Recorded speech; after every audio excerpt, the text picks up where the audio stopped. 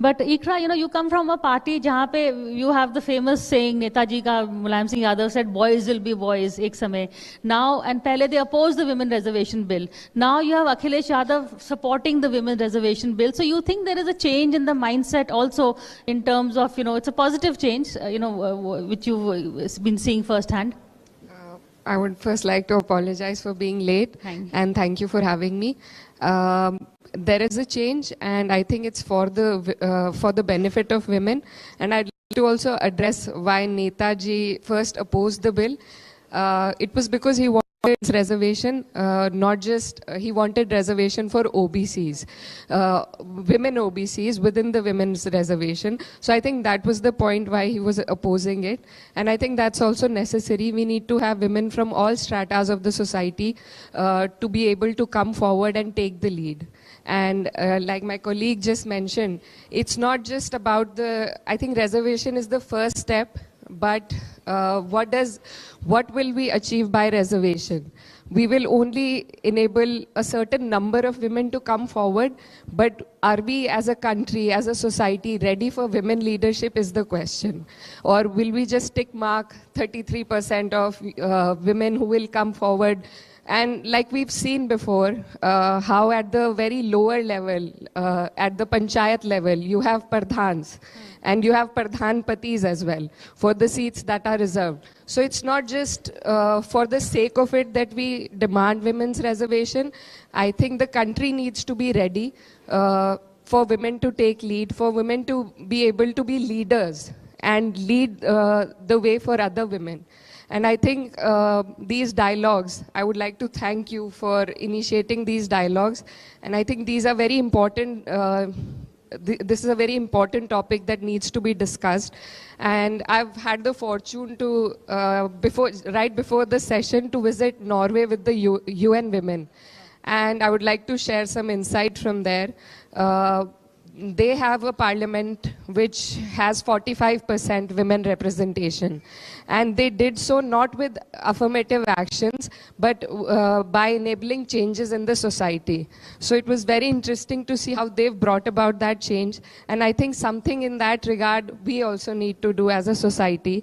For example, childcare there is not just a responsibility of the women, but the state has taken it upon itself to have creches, to have kindergartens where women can leave children. So they have paternal leave, maternal leave, and all of those things. And I think these things are very important if we need to take women forward. We need to first remove these foundations that women have on themselves. Only then can we expect for women to take lead in all spheres and fields. And I think the reservation bill is the first step in that regard, and we need to do much more. Actually, it's because we have feisty women like all of you in the panel that people are actually, taking notice, and this topic has more credibility. Swati, I know you have to leave, so I'll ask you one more quick question. In terms of, implementation, but Iqra, I'd like to bring you in. Let's not talk BJP Congress. Let's talk about women from big towns to women in smaller towns, and, from Uttar Pradesh also. How have you seen in the past few years, how easy or difficult is it? And from a party like the Samajwadi Party, which is the patriarchal party, at the end of the day, I know. But how has your journey been? Tell us your story. I come from a lot of privilege. First, I'd like to specify that. But even then, I think, as ma'am was saying, we need to first break the notions that we have in the society. And that will take a long time. So there is space, but we need to effectively occupy that space, not just, as ma'am said, not just in numerical sense, but in a very effective manner. For me, because my family was in politics, I got a headway, I got a start, but I would still say it's still a man's world, and everything needs to be, as a woman, you need to be aware of everything. You need to keep looking over your shoulder all the time. And these are societal things. These cannot be changed only through political intervention. I think as a society also, we need to all of us, not just the politicians, but I think the media has a role to play, and NGOs and other social activists, I think, are doing a lot more than we are doing.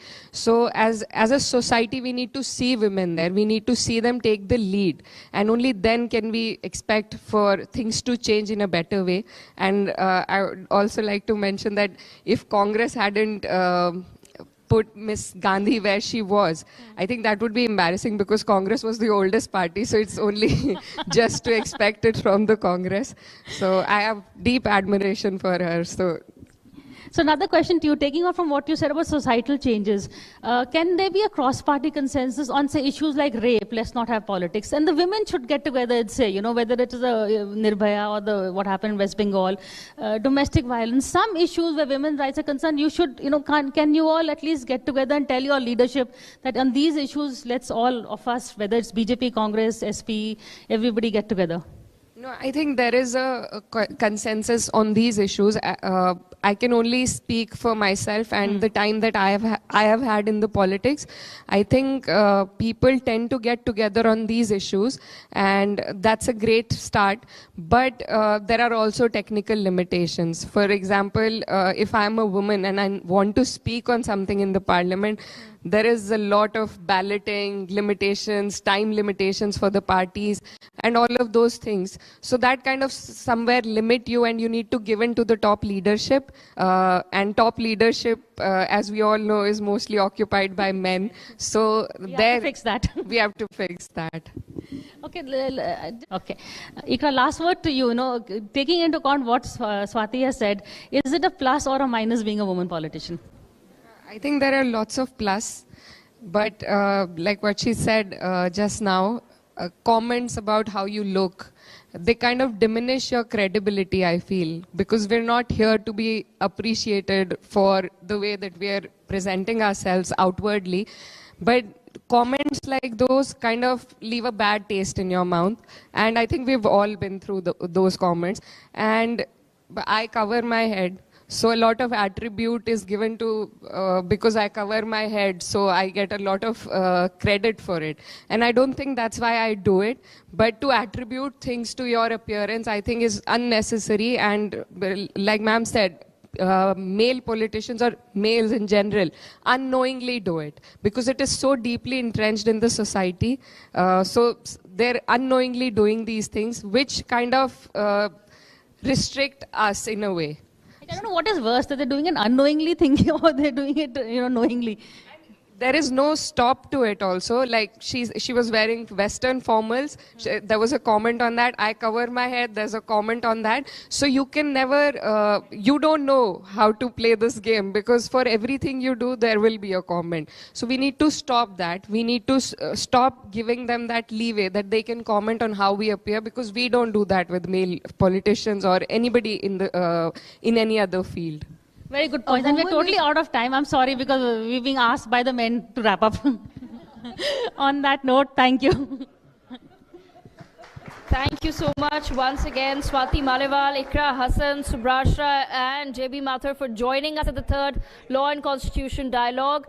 We're going to take a moment. I'm going to invite Dr. Aishwarya Pandit Sharma onto the stage to present a small token, rather actually not small today, but a token of our appreciation, a rather heavy token of our appreciation to all of our women panelists who've joined us to take this very pertinent conversation forward. That is Subrashra, author and political strategist. Thank you so much for giving us your precious time. You're also being presented with a photograph of the first meeting of the Constituent Assembly, viewers, which was attended by 205 members. And interestingly, this included 9 women on the 9th of December, 1946.